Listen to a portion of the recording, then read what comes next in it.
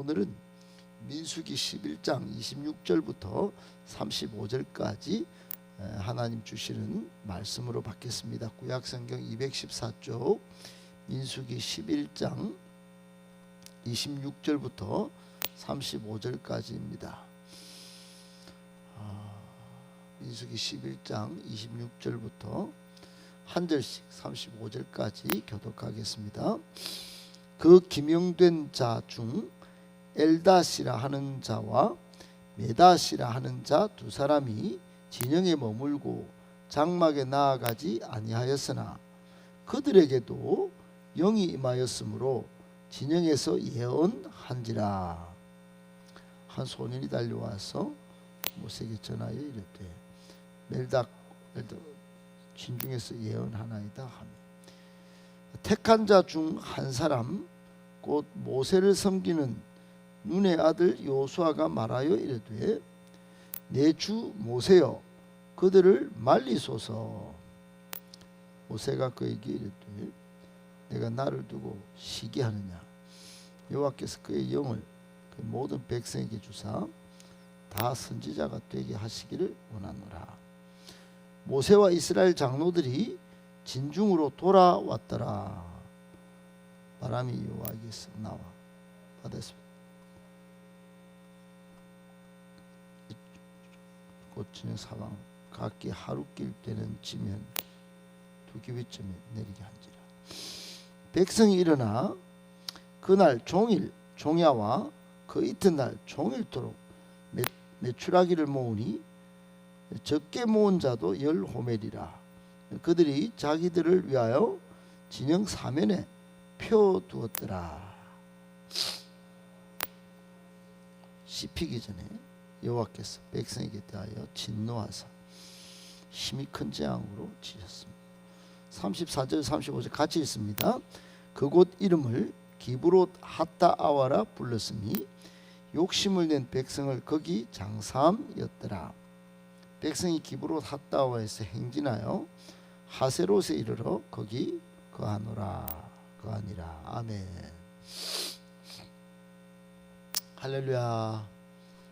오늘 총선 한 표 신성한 주권을 행사하시고 또 기도한 것처럼 이 나라와 백성을 위하는 이 정치인들이 많이 일어나서 하나님을 잘 섬기고 또 이 땅 가운데 하나님 나라가 오게 하는 그런 일을 또 백성을 잘 섬겨서 백성들이 힘겨워하지 않는 그런 좋은 날이 오기를 계속 기도하시기를 예수님의 이름으로 축복합니다. 아멘. 오늘 본문의 말씀 속에서 우리에게 주시는 교훈의 말씀 세 가지 받도록 하겠습니다. 첫 번째, 성령을 받은 사람은 반드시 증거가 나타나야 합니다. 성령을 받은 사람은 반드시 증거가 나타나야 합니다.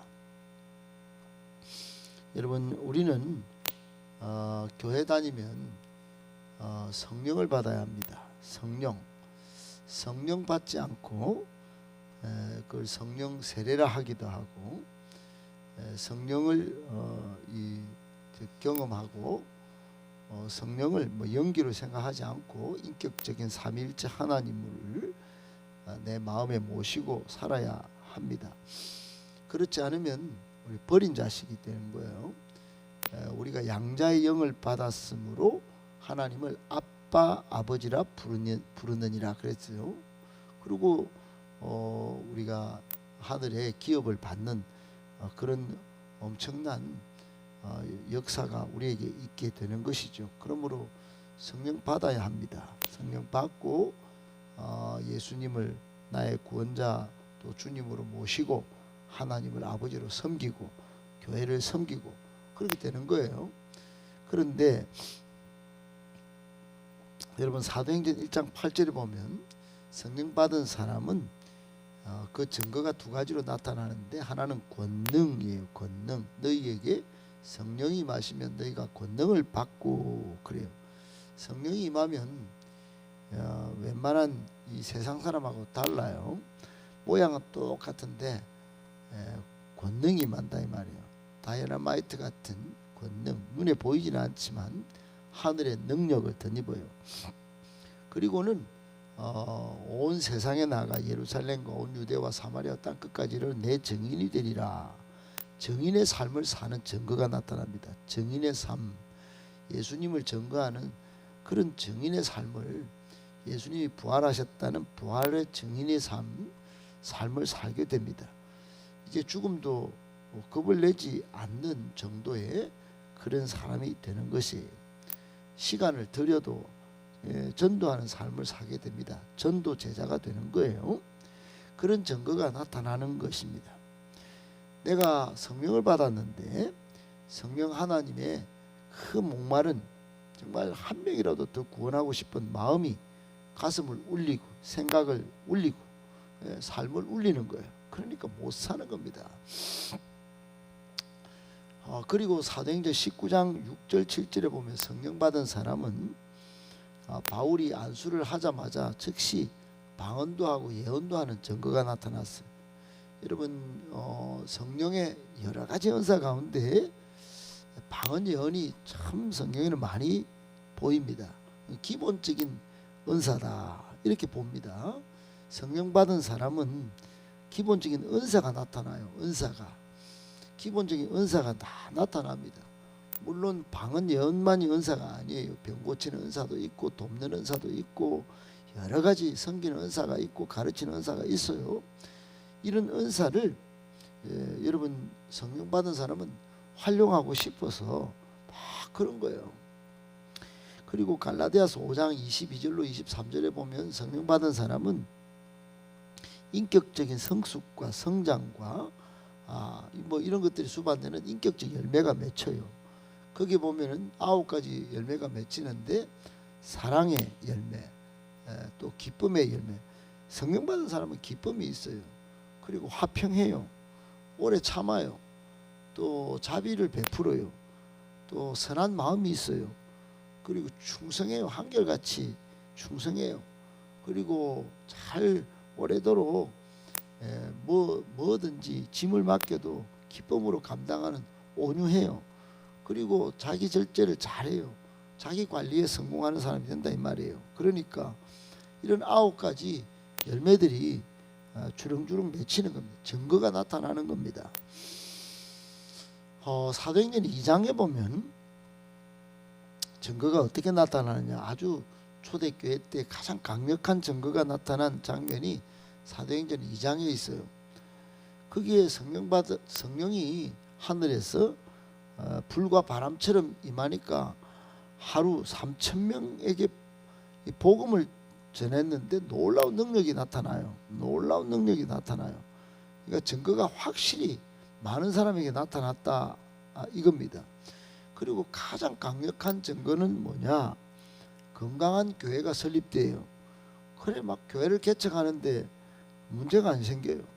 성령 받은 사람은 건강한 교회를 세우는데 증거가 확실히 나타났다 이 말입니다. 그러니까 성령 받은 사람은 반드시 이런 받은 증거들이 이렇게 나타나는 겁니다.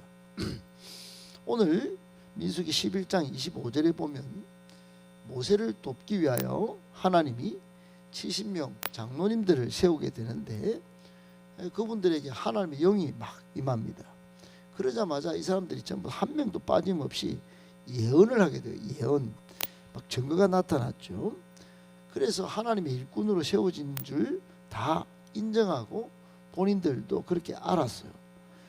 그런데 이렇게 예언도 뭐 예언이 나타나서 단순히 그냥 예언을 했다. 여러분, 그런 것도 있지만은 구체적으로 삶의 자리 가운데 받은 증거를 가지고 이 장로님들이 섬겼고 사랑했고 그리고 하나님 나라를 이루어 갔다.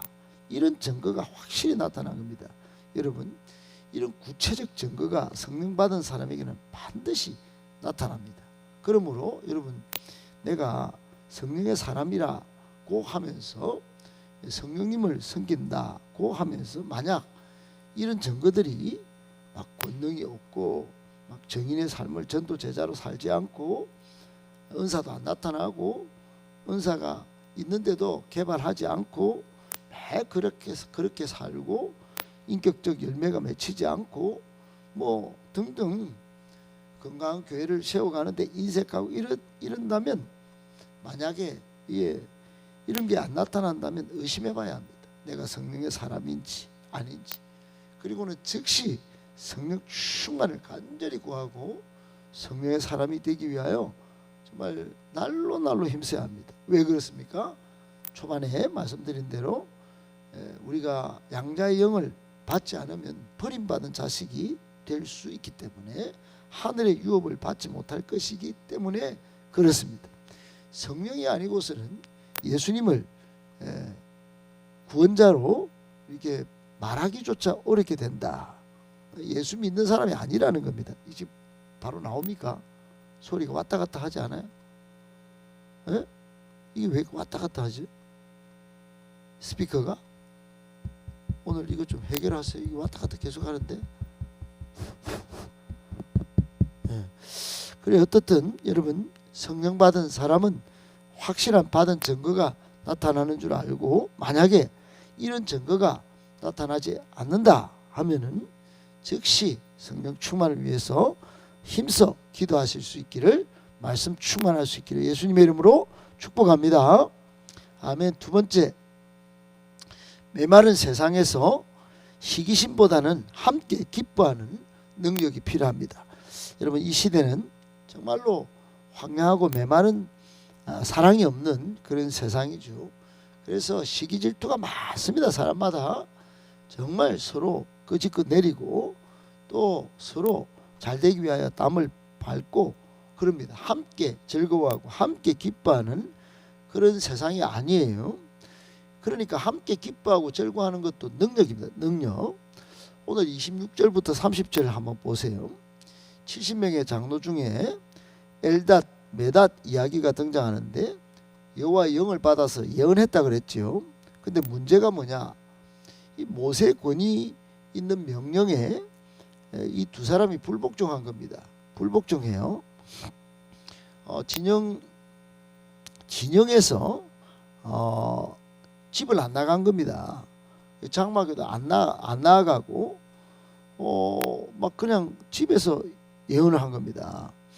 오히려 이 사람들은 예언을 조금 좋은데 전체적으로 써서 모세를 도우라고 영을 주었는데 집안에서 자기들만 축복하고 그 진영에 머물고 장막에 안 나가면서 진영에서 예언한 겁니다.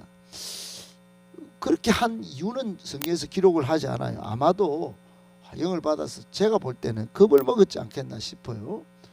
그러니까 영을 받으면 조금 전에 우리가 봤지만 전도 제자가 됩니다. 막 바깥에 나가서 은사를 활용하게 되는데 이 사람들이 그렇게 안 한 거는 확실한 증거가 나왔는데도 불구하고 안 나간 거는 그래도 이게 좀 소심했든지 아니면 뭐 이걸 잘못 사용해서 큰일 나겠다라든지 그렇게 한 것 같아요. 그러자 어떻게 했냐면은 한 소년이 막 모세한테 고자질을 한 겁니다. 고자질을.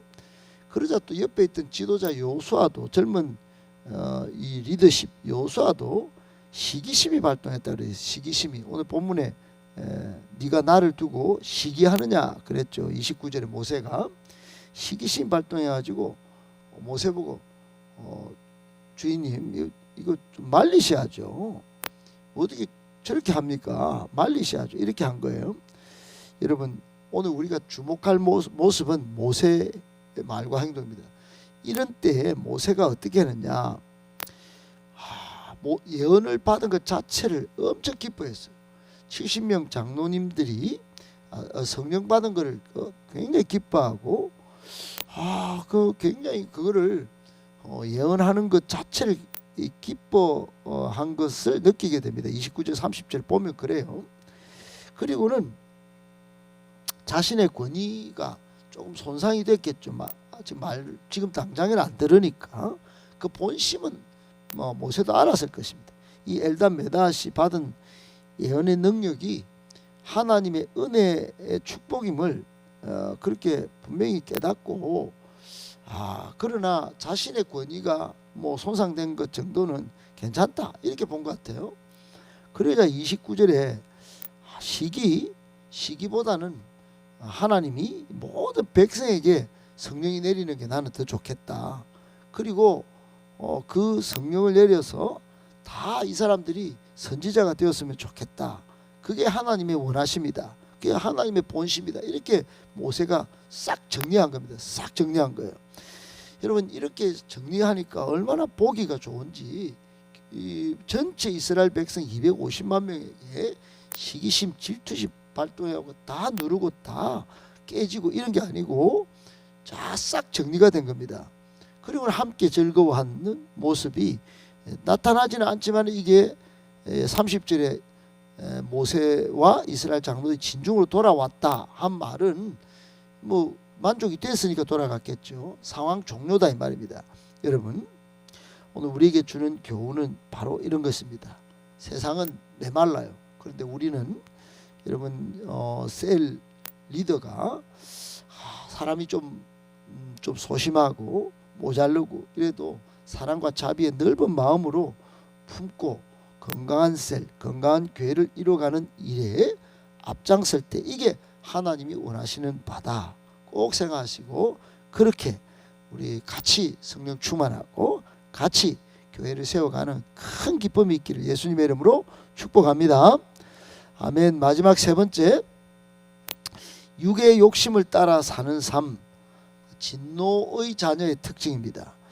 여러분 에베소서 2장 3절에 보면 육체의 욕심을 따라 지내며 육체와 마음에 원하는 것을 하는 사람을 본질상 진노의 자녀라 그랬어요. 진노의 자녀. 우리는 진노의 자녀가 아니고 이제 육심의 욕심보다는 하늘의 욕심, 그 욕구 자체를 버린 건 아닌데 하늘에서 어떻게든 상급받고 하나님 마음에 쏙 들까 그런 욕구는 있죠. 이제 축복의 자녀입니다. 축복의 자녀. 이제 세상에서 잘 되려고 하는 탐심.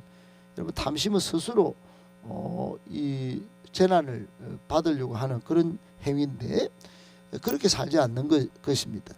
오늘 31절 35절 오늘 본문 읽은 하반절에 보면은 기브로 핫다와 음식 불평 사건이 있어요. 기브로 핫다와 이 말은 탐욕의 무덤이라는 건데 하나님께서 메추라기를 오늘 본문을 잘 읽어보면 그렇게 나와 있어요. 여호와에게서 나온 바람, 여호와에게서 나온 바다부터 부른 바람이 메추라기를 몰아옵니다. 그러니까 하나님이 이 바람을 몰아왔다는 거죠. 바람을 쫙 그물같이 쫙 몰아가지고 하늘에 있는 메추라기를 다 몰아간 겁니다. 그래서 이제 음식 때문에 불평하던 이스라엘 백성에게 쫙 몰아가지고 2규빗 정도가 된다고 그러니까 약 1m까지 쌓아놓은 겁니다. 막 메추라기 툭툭툭툭 떨어졌어. 야 왔다 이래가지고 이스라엘 백성들이 그동안 2년 동안 못 먹었던 고기를 막 먹습니다. 먹어요. 구워서 먹고 막 그래 뭐 오만 요리를 해 먹고 그 이 사이에 씹히기 전에 하나님의 진노가 임해서 죽은 사건. 그래서 탐욕의 무덤이 된 사건. 그게 고기 다 못 먹고 고기 썩은 사건이 기브론 핫다와예요. 여러분 하나님은 약속대로 여러 날 먹을 충분한 고기를 메추라기를 통해서 몰아가지고 먹게 했습니다. 근데 이제 이스라엘 백성들이 우리가 고기를 못 먹고 생선도 못 먹고 막 그러니까 뭐 불평을 얼마나 해댔던지 온 200만 명이 막 통곡을 했다고 우리 본문은 오늘 요 앞번에 읽었죠. 그렇게 탐심을 부린 대가가 재앙이 왔다는 거예요. 재앙이. 여러분 우리가 받는 교훈이 이겁니다. 여러분 하나님은 상상할 수 없는 신통 또 박통한 방법으로 고기를 제공했는데 거기서 우리는 전능하신 하나님을 보죠. 고기를 1m까지 쌓아 놓을 정도로 그 메추라기를 하나님이 구원을 막 베푼 겁니다. 전능하심을 베풀었어요. 그런데 그것 자체를 하나님의 전능하심을 믿지 않고 원망했던 백성에게는 동시에 진노도 내린다는 걸 심판도 하신다는 것을 오늘 우리에게 보여주시는 겁니다.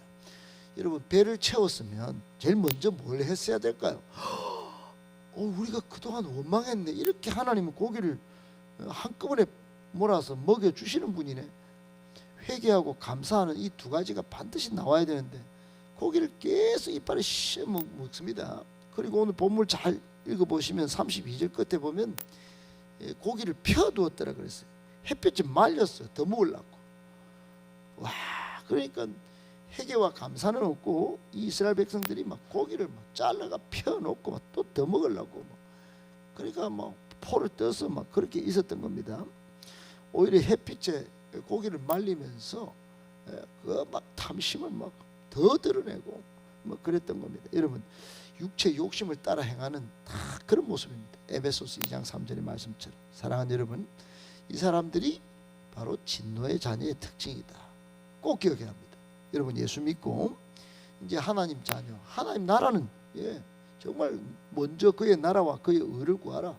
교회를 위하여 젊음을 쓰고 시간을 쓰고 물질을 쓰고 기도를 심고 예배를 심고 하는 욕구는 일어나야 합니다. 이건 축복의 자녀의 특징이에요. 눈에 보이지 않는 하나님의 나라를 눈에 보이는 주님의 몸된 교회를 섬기는 쪽으로 내는 게 그게 하나님 나라를 섬기는 거예요. 그런 욕심은 반드시 있어야 돼요. 그런데 육체 욕심을 따라 탐심을 부리고 세상에서 뭐 잘 되는 걸로 막 그냥 더 쌓고 또 쌓고 이런 육의 욕심을 따라 사는 것은 진노의 자녀의 특징이다 생각하고 빨리 내려놔야 됩니다. 내려놓을 때 그렇게 못 살았던 자신을 회개하고 오히려 감사를 생활화시켜야 됩니다. 꼭 기억하시고 그런 삶을 살아서 축복의 자녀답게 살고 많은 사람에게 축복을 유통하는 복된 우리 모두가 되실 수 있기를 예수님의 이름으로 축복합니다.